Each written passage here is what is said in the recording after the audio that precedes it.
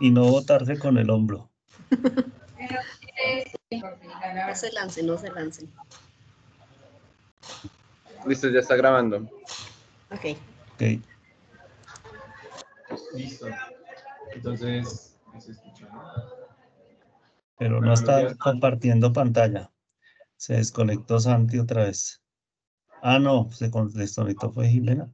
Ah, no, que apagó la cámara, Jimena. Entonces, compartir pantalla y arranquemos, ¿no?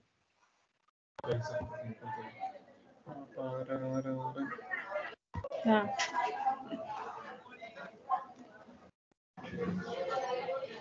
¿Este sí? Dale. Pero compartan pantalla, por favor. Eso. Gracias. ¿Ahí se ve bien? Sí, ahí se ve bien. Si puedes ponerlo en modo pantalla completa, sería fabuloso. Allá abajito a la derecha. Sí se puede. Muchas gracias. Listo. Es para todos los aquí conectados, para todos los esperamos acá con una pronta recuperación. El día de hoy, 19 de marzo de 2024, tenemos nuestro quinto seminario del grupo de investigación de óptica de materiales. Nos acompaña nuestra querida compañera Tatiana Sánchez, que es nuestro profesor Arturo Ávila de la Universidad de los Andes, profesor, por supuesto, César Herreño de la Universidad Distrital. Nos va a hablar sobre lo que ha consolidado, lo que ha hecho, parte de lo que ha hecho del trabajo de grado, sobre técnicas de absorción y cosas de fase en mamografías. Entonces, bueno, bienvenida Tatiana. Bueno, buenos días. Mi nombre es Tatiana. Hoy les voy a comentar acerca de la pasantía realizada en la Universidad de los Andes bajo la dirección del profesor Carlos Ávila y el profesor César Herreño. Esta presentación se titula Caracterización de microcalcificaciones usando las técnicas de absorción y contraste de fase aplicadas a simulaciones del Fantoma CIR 015. El contenido de esta presentación va a iniciar con la situación problema, luego el marco teórico, la metodología y los primeros resultados. Entonces, para iniciar, quisiera introducir la siguiente frase, y es que la belleza es más que una piel profunda, es la fuerza de y la resiliencia de los sobrevivientes al cáncer de mama. Esta frase permite contextualizar, digamos, la importancia que tiene el cáncer de mama, dado que es uno de los cánceres, tipos de cáncer más mortales a nivel mundial, debido a su gran capacidad de diseminación. Por lo tanto, la comunidad científica se ha encargado de trabajar en diferentes procedimientos de detección y diagnóstico, de tal manera que sea un procedimiento óptimo en términos de efectividad, tanto en dosis como en la calidad. Esta calidad de la imagen va a estar regida por un parámetro que se denomina contraste, y así para definirlo brevemente, el contraste es como una diferencia de grises, que en nuestro caso se con una muestra. Y de esta forma, pues, se encargan de plantear diferentes estándares que permitan minimizar esta radiación recibida por el paciente. En esta dirección, el Laboratorio de Altas Energías de la Universidad de los Andes se encarga de estudiar e implementar diferentes técnicas de diagnóstico. Entre esas están las técnicas más convencionales, que son las basadas en absorción, y unas técnicas más prometedoras, que son las que se están estudiando actualmente, como lo son las de contraste de fase. Para entender el marco teórico, nosotros sabemos que la radiación electromagnética se encuentra en un amplio rango de energías y frecuencias. Nosotros nos vamos a enfocar en aquella radiación que está posicionada a una frecuencia de alrededor de 10 a 18 Hz, lo cual nos indica que es una radiación de muy alta energía.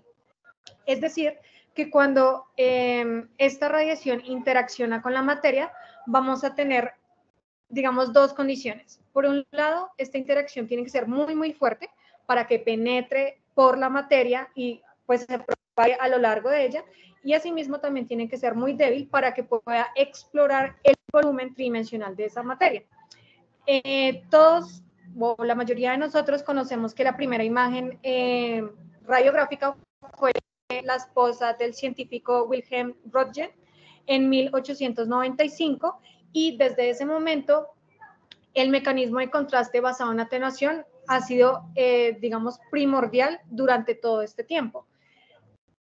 De esta manera, cuando nosotros hablamos de la interacción de la radiación con la materia, el punto clave son las ecuaciones de Maxwell. Cuando, digamos, las trabajamos bajo ciertas suposiciones y aproximaciones, nosotros llegamos a una de las ecuaciones más fundamentales dentro de este tratamiento, que es la ecuación no homogénea de Helmholtz. Esta ecuación, si ustedes pueden dar, tiene un término que tiene muchísima importancia dentro de este contexto, y es el índice de refracción complejo. Los cambios de fase, que sería por este delta, y los cambios en la absorción cuando pues está esta interacción entre la radiación y la materia. Adicional, delta y beta son valores muy pequeños, de tal manera que el índice de refracción siempre tiende a 1. Ustedes se preguntarán por qué estas dos variables pues son muy pequeñas, y la respuesta en la dependencia de estas variables con la energía, dado que, pues, como podemos ver, delta es proporcional a 1 sobre la energía al cuadrado y beta es proporcional a 1 sobre la energía elevado a la 4. Bajo otras condiciones, que encontramos aquí en la ecuación de Helmholtz, vamos a reescribirla como el producto de una onda plana no perturbada y una envolvente. Cuando hacemos esta suposición, llegamos a lo que se denomina la ecuación paraxial, que sería esta ecuación que estoy señalando. Sin embargo, solucionar esta ecuación es muy complicado. Por lo tanto, en este trabajo se utiliza la aproximación de proyección, que lo que quiere decir, digamos así en términos sencillos, es que estamos suponiendo un objeto o una muestra que tiene un espesor determinado, de tal manera que cuando está la interacción de los rayos X con la muestra, los cambios de refracción van a ser ínfimos. Ya matemáticamente, ¿esto cómo se expresaría? Y es despreciando el laplaciano total de esta ecuación paraxial, y llegaríamos a esta expresión. Cuando nosotros solucionamos esta expresión, sería integrarla, la vamos a integrar, de 0 a z sub 0, donde 0 está representando el plano de inicio de la muestra, y z sub 0, recordemos que la radiación se propaga a lo largo de la dirección z, entonces ya vamos a mirar más adelante cómo serían estos dos planos. Y aquí lo que vamos a hacer es una comparación con un campo fasorial, donde recordemos que un campo fasorial va a ser igual a una amplitud por Euler y a una fase. Si hacemos esa comparación, la amplitud estaría dada por esta expresión, donde depende primariamente el coeficiente de absorción, y el cambio de fase va a depender del delta. Listo, entonces en esta imagen tenemos lo que les mencionaba ahorita, el marco o el plano de inicio de la muestra, que sería cuando z es igual a 0, y el plano final de la muestra, que sería cuando z es igual a 0. Ahora, aquí tenemos que recordar que la intensidad es proporcional a la amplitud al cuadrado. De esto, de la expresión anterior, podemos llegar a la ecuación de intensidad, donde el único parámetro que estamos cambiando es este mu. Y este mu se reemplaza con el coeficiente de absorción, donde mu es igual a 2 veces k siendo el número de onda, y beta. Y de esta manera, lo que nos expresa esta ley de Beer-Lambert es que la intensidad de la radiación electromagnética decae exponencialmente dependiendo principalmente del espesor que sería este Z de nuestra muestra. Y ya pues el coeficiente ya es un valor propio de la muestra. Esta sería la configuración experimental o la configuración computacional de la técnica de absorción, donde tenemos una fuente de rayos X, tenemos una muestra, en este caso pues tenemos la muestra con la que yo trabajé, que es una muestra mamográfica, y tenemos el detector de imagen. Si ustedes se dan cuenta, la distancia entre la muestra y el detector es mínima. Digamos, experimentalmente es alrededor de 3 centímetros. ¿Esto por qué se hace así? Es para evitar efectos de penumbra o desenfoque en la imagen que se va a leer en el detector. En esta, bueno, en la parte A, lo que estamos observando es, digamos, la imagen representada como una distribución de intensidad. En este caso es nuestra muestra mamográfica con diferentes microcalcificaciones. Y en la parte B estamos mirando es un perfil de intensidad de una sola microcalcificación. Y nos damos cuenta que corresponde a lo que se presenta en la teoría. Algunas imágenes de absorción son estos ejemplos, que es lo que les he mencionado. Las imágenes de absorción son las radiografías típicas que nos tomamos en el odontólogo cuando nos fracturamos un hueso. Y digamos aquí para tener en cuenta, si nos damos cuenta, siempre la estructura ósea tiene un mayor contraste, o sea, resalta mucho más que, por ejemplo, de este tipo de tejidos.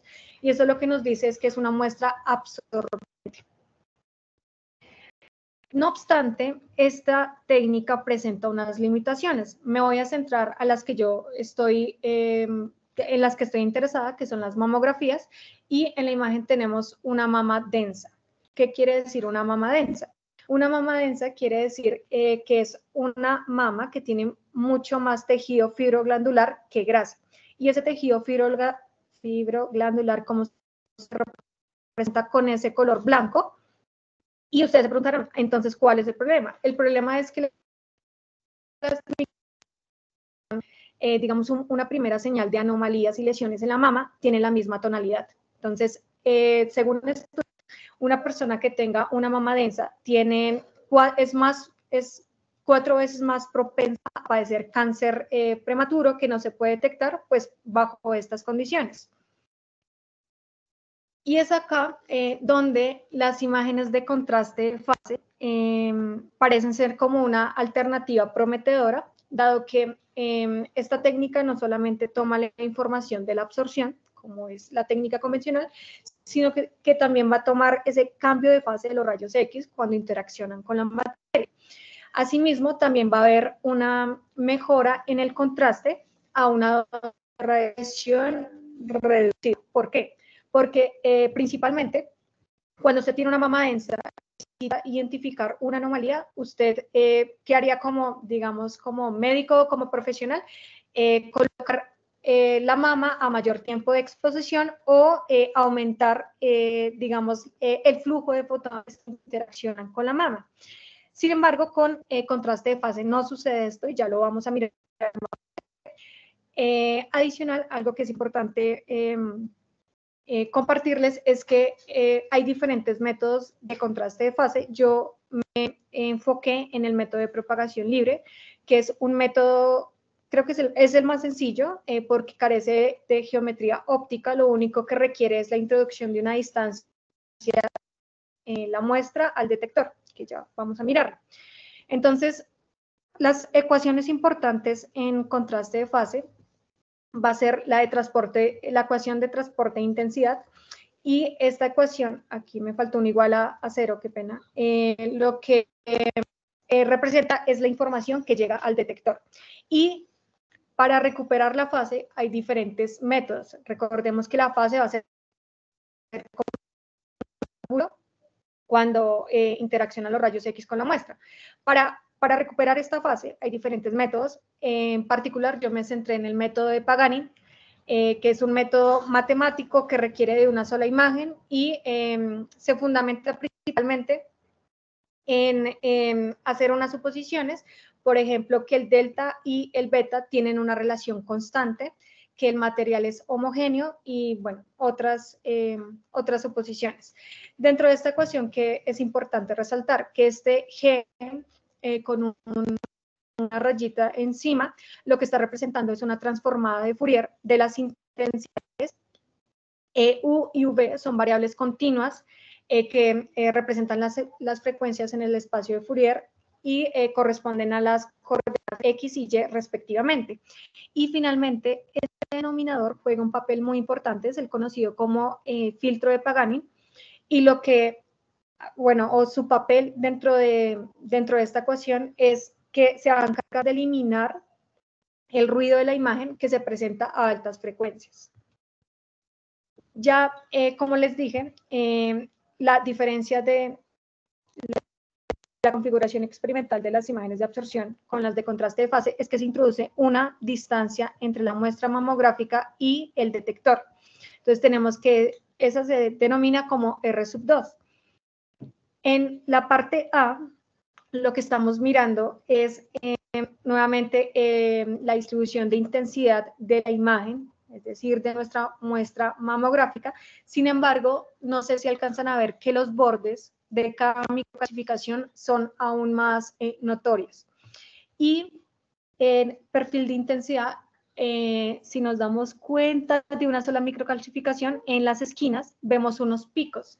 Esos picos son picos de interferencia y eso se ve principalmente es porque cuando tenemos, posicionamos la muestra a una distancia pertinente con el detector, vamos a tener ondas o radiación que va viajando a lo largo del eje Z y cuando la muestra va a refractarse. Cuando se refracta a una distancia pertinente, va a superponerse con una onda que todavía no es perturbada. Y nosotros sabemos que esa superposición va a corresponder a interferencia constructiva o destructiva. ¿Cómo vamos a saber cuándo sucede una o sucede la otra? Interferencia constructiva, vamos a visualizar franjas brillantes, e interferencia destructiva, vamos a visualizar franjas oscuras. Este fenómeno de interferencia se explica a través de la difracción de Fresnel. Y adicional, también cuando se introduce una distancia, algo importante es que geométricamente, todo el problema, va a haber una magnificación de las microcalcificaciones que ya vamos a mirar con la toma de datos. Hay algunas imágenes de contraste de fase en esta diapositiva y si nosotros nos damos cuenta, hay muchos detalles, bordes que son perceptibles y de esta forma podemos decir que al aplicar la técnica de contraste de fase se pueden ver algunos artefactos, algunas anomalías que son muy pequeñas que no serían visibles con la técnica de absorción.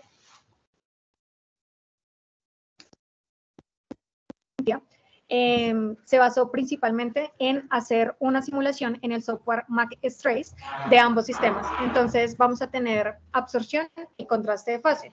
Aquí lo esencial fue simular la muestra que pudiera hacer por un lado solamente absorción y por el otro tener en cuenta cada una de las refracciones que sufre el haz al interactuar con la muestra. Esta es la configuración experimental del software, donde tenemos la fuente puntual, tenemos un filtro, dado que se utilizaron diferentes filtros con propósitos de mirar cuál es más eficiente en términos de dosis y calidad de la imagen.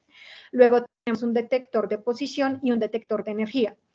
Detector de posiciones para mirar la imagen que les mostré con anterioridad y el de energías para conocer el espectro. ¿Qué tanto cambia el espectro de energía cuando interacciona con la muestra? Y en la parte inferior tenemos una amplificación de las microcalcificaciones embebidas en nuestra muestra mamográfica. Entonces, algo a mencionar acá es que el material de las microcalcificaciones es óxido de aluminio. Este material se elige porque comparte un coeficiente de atenuación o tiene un coeficiente de atenuación similar al del material de las microcalcificaciones, que es oxalato de calcio o calcio. Y el bloque donde están embebidas estas microcalcificaciones es PMMA, un material que también tiene un coeficiente de atenuación similar al del tejido mamario. Estas son las imágenes que yo obtuve de absorción. Entonces yo 5 regiones del fantoma. Estas son desde las más pequeñas, que son 0.16, luego 0.24, 0.32, 0.40 y 0.54. ¿Cómo se sabe si esto está bien? Con el perfil a lo que se plantea teóricamente. Las imágenes de contraste de fase, si ustedes se dan cuenta, en los bordes, las microcalcificaciones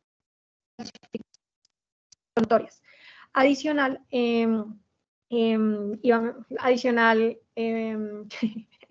ya, ok, son más notorias. Estas son las de 32, 40 y finalmente las de 54. Ya me acordé lo que iba a mencionar. Si ustedes, la microcalcificación de 0.16 es muchísimo más grande que la anterior, porque yo les comenté que al introducir una distancia resultó de magnificación. Y aquí pues se está notando.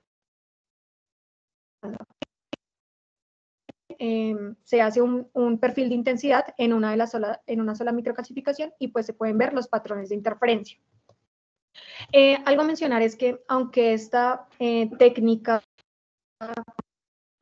es sencilla, el método de propagación libre, debe cumplir ciertos requisitos para que pues se pueda efectuar de la mejor manera. Por ejemplo, la fuente de rayos X tiene que tener una coherencia espacial, se tiene que implementar un detector de alta resolución y el sistema mamográfico como tener una resolución espacial de tal manera que los efectos de interferencia prevalezcan cuando se hace la interacción de los rayos X con la materia.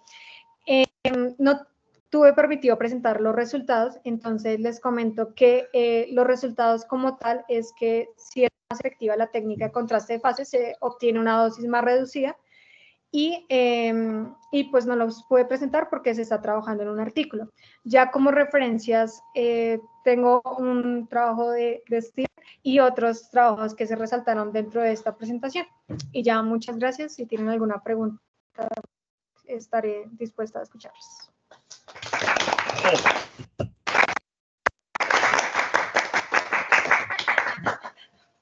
Bravo, bravo, bravo. Aquí yo aplaudiendo con una mano.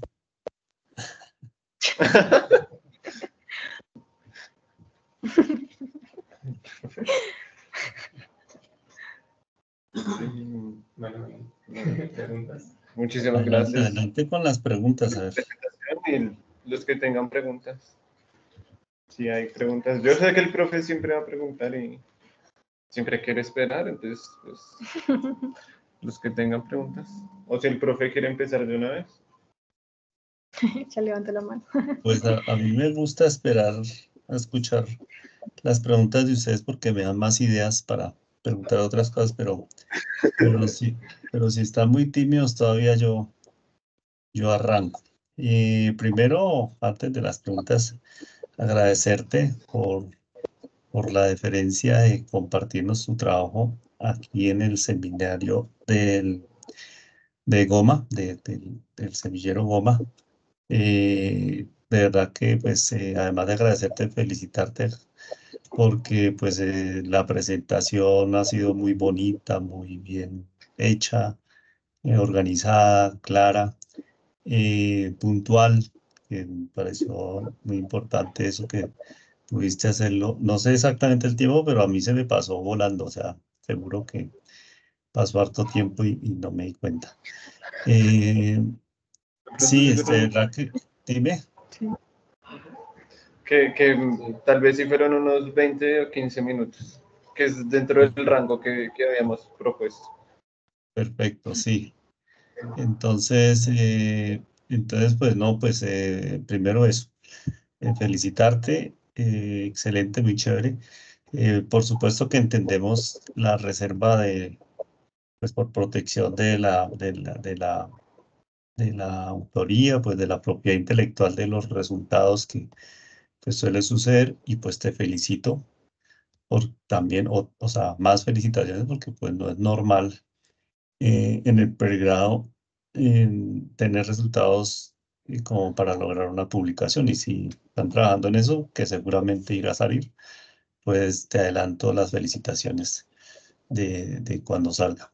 Y pues te adelanto la invitación para que cuando esté ya aceptado por la revista, ahora sí nos cuente el rollo completo. Bueno, tengo ahí varias preguntas. Cuando te referías a la ecuación de Beer-Lambert, entiendo que eso es una solución que proviene de una aproximación, ¿cierto? O Sí, sea, señor. no es la solución exacta de la ecuación de Helmholtz, sino que eso ahí. En esa Sí, ecuación, la primera sería pedirte otra vez como, es que no me quedaron claras las condiciones de la aproximación que se usó para esa proyección que llamamos ahí, proyección de aproximación.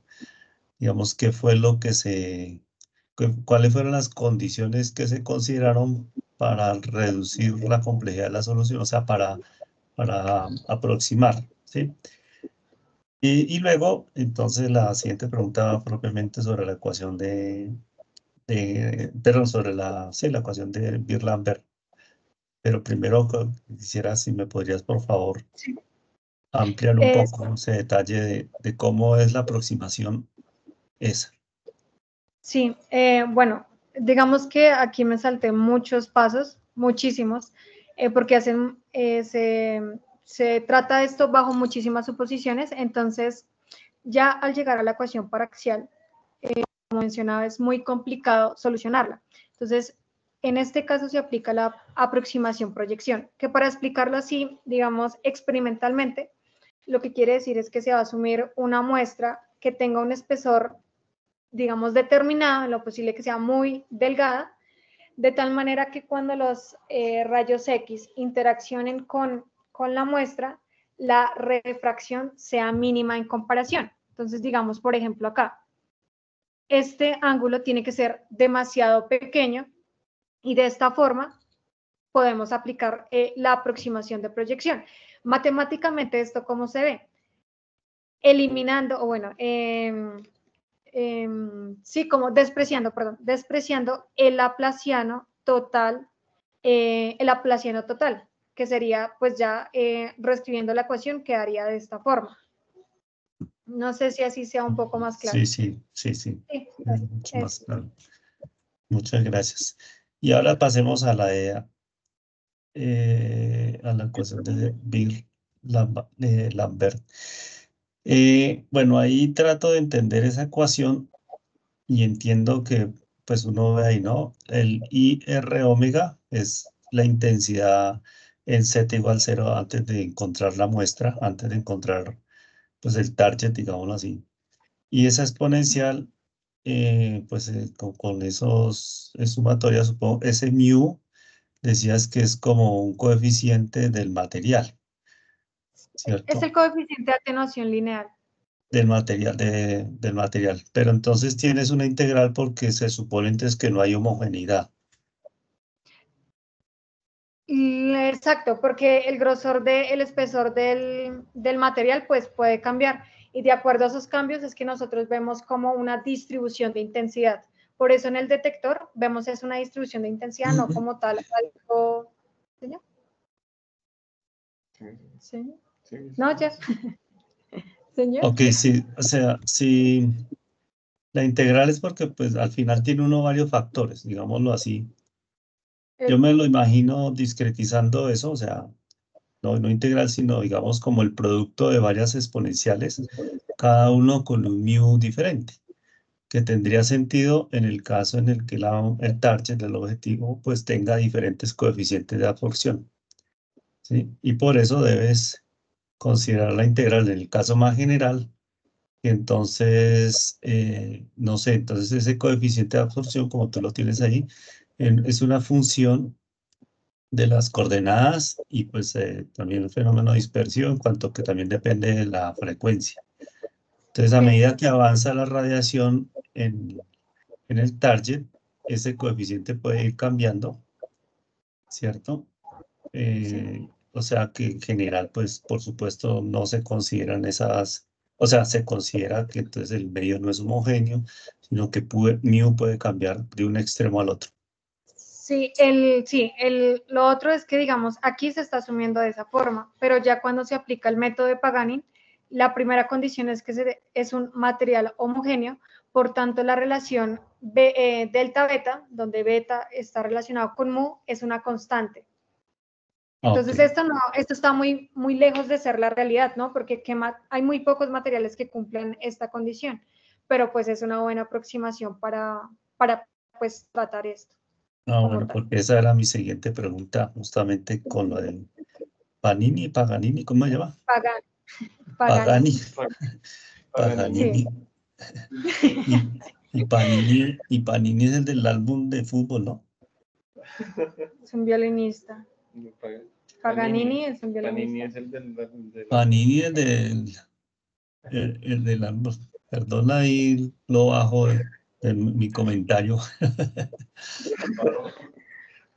Bueno, la otra pregunta que tenía era, pero ahí lo fuiste resolviendo a medida que avanzabas, era justamente sobre con la fase, ¿no? ¿Cómo se traduce phase retrieval? Recuperación de fase. Recuperación de fase.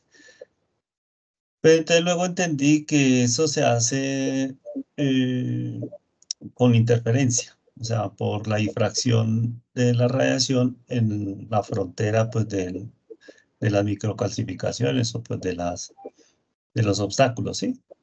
Sí, Ustedes sí, señor. analizando, ok. ¿De qué tamaño son las microcalcificaciones y cuál es la longitud de onda de la radiación, más o menos? Las microcalcificaciones están en un rango de 0.16 milímetros de diámetro hasta 0.54 milímetros de diámetro. Y lo de la... ya me acordé. La energía media de los rayos X es 12 kiloelectronvoltios, que se utilizan en la simulación. 12 kiloelectronvoltios, y eso esa pregunta no la tienes que contestar tú, cualquiera de ellos, de pronto un Santiago Sotelo te la puede contestar. Eso en longitud de onda, ¿cuánto es, Santi? Para ver si vamos pasando la lectiva de tópicos, ¿no? Esos 12 kiloelectronvoltios, Santi, en nanómetros, no, yo creo que eso va a ser en picómetros. ¿Cuánto es? Kiloelectronvoltios. Eso debe ser como 10 a la menos 18, 10 a la menos 17 y 18 metros. No, mentira. Es como 10 a la menos 12 y 10 a la menos 13. 12 kiloelectronvoltios. 12 kiloelectronvoltios. Él sabe hacerlo. Ténganle paciencia. Esa pregunta es pasante. ¿Cuál era? ¿Cuál? 12 kiloelectronvoltios. Sigue con la otra pregunta, profe. No, yo te espero. Yo hoy no tengo afán, tengo 30 días de incapacidad. Y eso se le suma más. Y esa es la primera incapacidad. Puede ser que felizmente termine el semestre sin...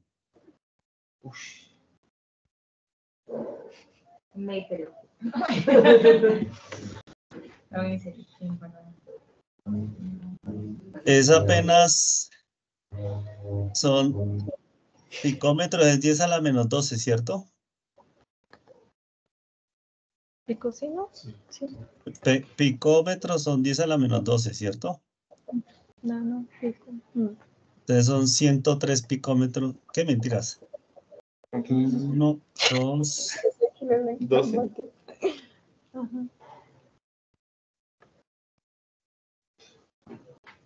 A la menos 9, 10, 11. Sí, 103 picómetros.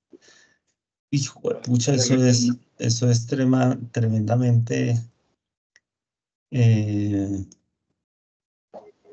pues bueno, no sé si eso haga parte de lo que no puedes revelar, pero esos patrones de interferencia, por ejemplo, si pones el gráfico al final, donde se ve el pico que mejora el contraste.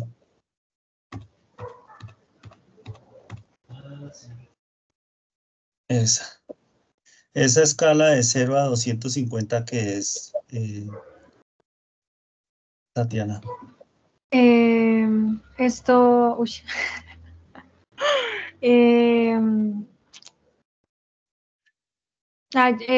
Sí, son los números de píxeles. Ah, píxeles. Sí. Ujú. Ok. Bueno, y se alcanza a ver ese pico de interferencia constructiva bastante bien Es de una marcado. sola sí, es de una sola microcalcificación, ¿no? Entonces Sí, tomé esta. que por ejemplo. tiene más o menos, según dices, unos 30 píxeles de ancho, la microcalcificación. La microcalcificación tiene, esta es de 0.54 milímetros de diámetro. Pero aquí el eje horizontal son píxeles, ¿no? No son milímetros, sino píxeles, según dijiste. Sí, píxeles, sí, son píxeles. Ujú. Bueno, ahí aprovechar para que lo tengas presente porque, o sea, que en píxeles, según veo yo ahí, así abuelo el Sí. pájaro, está entre el píxel 110 y el píxel 140, o sea que yo Sí, diría que es esta. son como 30 píxeles. Ah, bueno, sí. Sí, señor. Sí, ya le ¿Cierto? entendí. Sí. Ujú. Pues así abuelo el pájaro. Mm. Es decir, impresionante poder medir esos patrones de difracción, pasas longitudes de onda tan... Pero bueno, lo que ves es esto, ¿no? La intensidad, el perfil de intensidad de la microcalcificación, que efectivamente mejora el contraste es el propósito de la investigación, ¿no? Sí, ahí lo que toca tener en cuenta es que adicional también se utilizaron diferentes filtros y esos filtros alteran el espectro de energía. Eso es lo que aquí, digamos, todos estos son de plata. Yo trabajé con plata, rodio, paladio, molibdeno ¿Y y cuál sin es filtro. el objeto de los filtros? Con los filtros que buscas. Darle forma al espectro y de tal manera que, digamos, se pueda ver cuál es el filtro más óptimo en términos de calidad de la imagen, que se mediría con el CNR, y dosis de radiación, que sería el estimado que hicimos. O sea, O sea, modulas la intensidad básicamente. Ok. sí, la energía de los rayos X. Ah, pero la energía también. O sea, Sí, la o sea, todo reduces, cambia. la Sí, modulas. señor. O sea Sí, que pues lo de depende los del filtro. 12 kiloelectronvoltios en realidad pertenece a un rango que tú modulas con los filtros. Exacto, porque ese 12 kiloelectronvoltios es sin filtro. Ya cuando coloco el filtro, obviamente la energía va a cambiar. Por eso, digamos que se corrieron varias simulaciones. Entonces, la primera es con el filtro sin muestra. Luego, filtro muestra para ver cómo cambia y de esta manera poder calcular un estimado de la dosis. Pero entonces se hizo eso para cada filtro y para cada microcalcificación, aunque pues realmente como los diámetros de la microcalcificación pues no son, digamos, muy grandes en comparación, entonces pues la dosis de radiación uno respecto al otro es mínima. Entonces con una sola pues es suficiente para dar un estimado de dosis. Ok, porque pues a mí me queda fácil entender que estos filtros que son, supongo, son placas que intersectas antes de que la radiación impacte la muestra, el fantoma. Son Eh, muestras absorbentes, es un filtro absorbente que o va sea, a, exacto. digamos, va a absorber aquellos fotones, aquellos fotones que no contribuyen a la formación de la imagen y que solamente lo que hace es que la muestra absorba esos fotones que, pues, digamos, en un paciente, con un tiempo prolongado y una dosis absorbida suficiente, pues puede hasta ser dañino o puede causar un efecto negativo en un cáncer prematuro, en una anomalía prematura. Ok, vale. No, pues mi pregunta es un poquito más básica, es tratando de entender. El filtro, entonces, según entiendo, no reduce o sea, no reduce la energía, sino la intensidad, es decir, se quedan unos fotones allí, los menos energéticos o no sé, seguramente. Sí, Pero entonces la fuente de radiación no es monocromática, es decir, es un espectro de radiación policromático. Sí, policromático. Ok. exacto. Ujú. Ah, ok. Sí, es que por eso es que, digamos, al tener esa fuente policromática en esta parte, lo que les mencionaba de la magnificación, ¿sí? Porque adicional también se presenta magnificación, solo que tocaría verlo bien geométricamente, cómo estaría esta magnificación. Y adicional, pues en absorción, como tenemos fuentes policromáticas, al posicionar la muestra y el detector muy cercanos, pues evitamos esos efectos de penumbra, que daría una fuente divergente, una fuente policromática.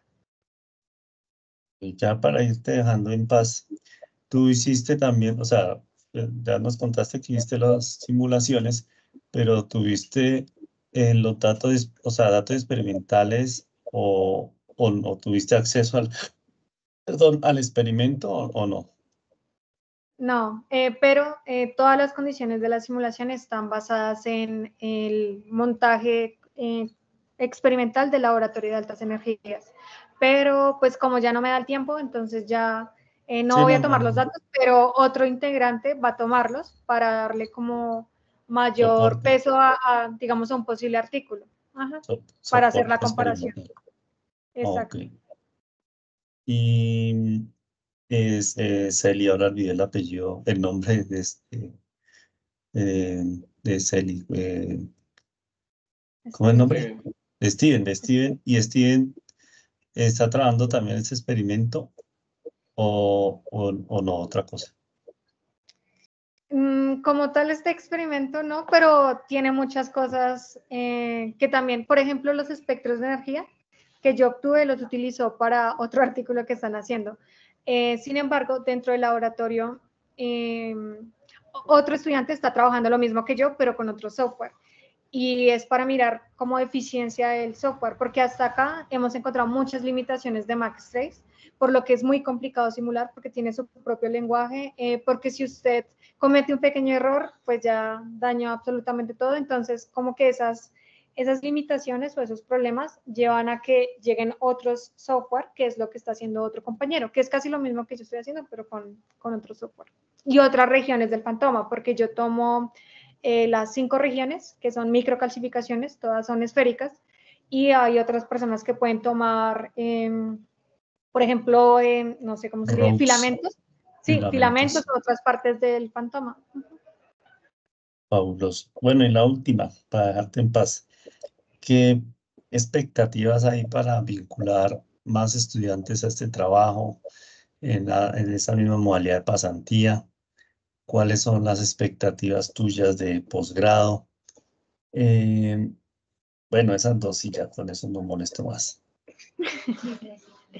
Las expectativas, yo creo que sí, profe, ahorita hay otro muchacho trabajando, lo vi la semana pasada, y pues hay muchos temas, siento que el profesor Ávila y como tal el grupo de laboratorio, siempre hay muchas cosas que hacer. Por ejemplo, en este momento, alguien que haga la parte experimental de lo que yo hice para ver si corroboran los datos experimental con la parte computacional, porque teóricamente los resultados a los que llegué pues corresponden, pero pues no sabemos si bajo las mismas condiciones pues eso esté correcto. Entonces, en ese lado yo creería que sí, como hay la oportunidad de estudiar o de hacer la pasantía en los Andes. Adicional de que el grupo es muy bueno, tiene estudiantes muy inteligentes, y el profesor pues también siempre está como pues apoyándolo, o también tiene otras personas que lo pueden ayudar a uno. Y ya en términos de qué quiero hacer, en mi caso yo quiero hacer la maestría en física médica, pero pues primero tengo que hacer otras cosas, practicar el inglés, porque pues es fundamental, y ya, eso es todo. Ah, bueno, pues muchas gracias, Tatiana. No tengo más preguntas. Muchas gracias. Bueno, gracias, Y profe. felicitaciones de nuevo. Mientras van preguntando, yo te felicito y te recontra felicito. Me da mucho gusto ver este nivel de trabajo desarrollado por ti, ¿verdad? Que muy, muy chévere. Bueno, no sé, y Santi, o quién está moderando. Ah, no, Brian está moderando. El moderador. Pues no, nada, hay más preguntas. Aquí, de parte de ese humilde auditorio. Creo que no. Alejandro, que por ahí está, no sé si tenga preguntas. No sé cómo se dice. Alejandro Cristancho. O por acá. No, no hay más. Desde que no. Pues no, entonces con eso acabaríamos. Ahí se conectó. Javi. Llegó Carlos apenas Sí. en la reunión. Apenas para que pregunte. Ah, no te puedo ver la cámara prendida. ¿Listo? ¿Ya? ¿No? ¿No hay nada más? Gracias de nuevo por presentarte, tomarte el tiempo y estar acá. De verdad, no más preguntas, no, ustedes muy chichipatos con las preguntas, hola. Pero es que mejor esperar porque luego dicen que es que uno acapara las preguntas, pero